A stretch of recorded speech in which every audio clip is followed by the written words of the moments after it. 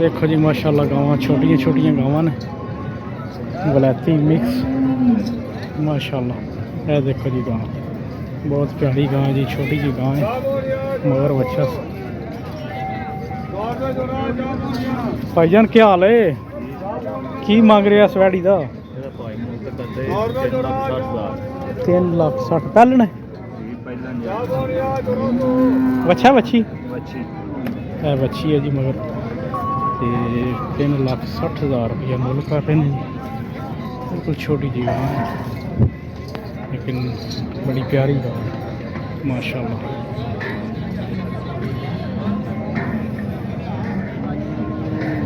भी नदियाँ ने जी छोटिया छोटिया गावां ने माशाल्लाह।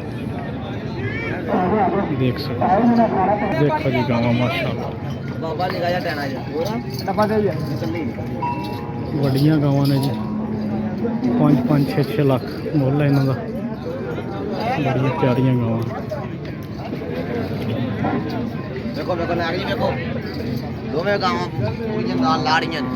इ'यां गल है। वड्डी गां का की मंग रहे हो? वड्डी गां दा मुल ते करन दे जे 6.5। अच्छा 6.5 लाख करने जी 5.85।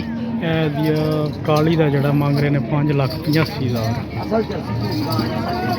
माशाल्लाह। देखो थान गोल लगा जबरदस्त दोवें राते दी सुइयां ने अगर पिछड़ी रात दी दोवें सुइयां ने जी 5.85 ते 6.25 लाख रुपया वड्डी चिट्टी गां का माशाल्लाह जी।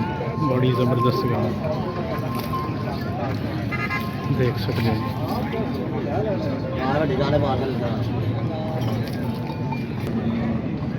जी बच्चे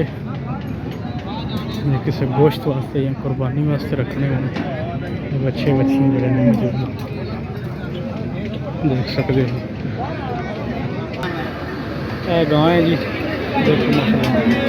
मगर की सू बच्चा बच्ची मगर है जी भाई 3 लाख रुपया मंगते हैं। फिर जो किसी भरा को पसंद आ जाए तो प्यार मोहब्बत हो जाएगा। तो कितना को दूध दे सकती जे? 14 किलो दूध देंगी है। फिर जो किसी भरा को पसंद आ जाए तो प्यार मोहब्बत हो जाएगा माशाल्लाह जी। गां बड़ी प्यारी है देखो जी गां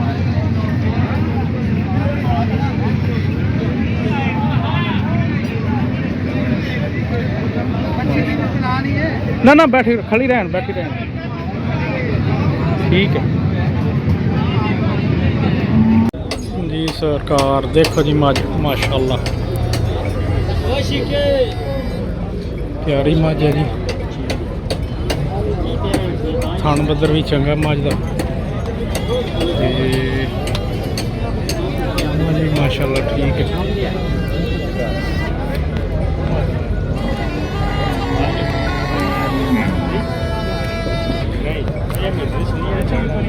फल कौन ही मगर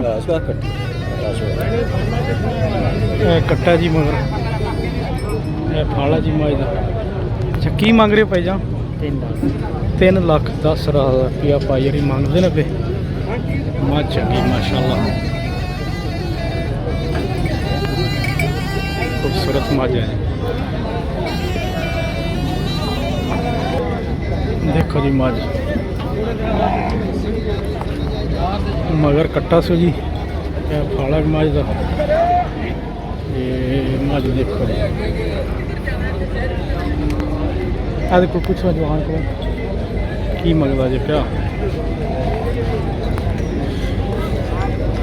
मझ असी एक लैनी है जी। जे जो आ गई तो मुल पर बहुत ज़्यादा मंग रहे हैं।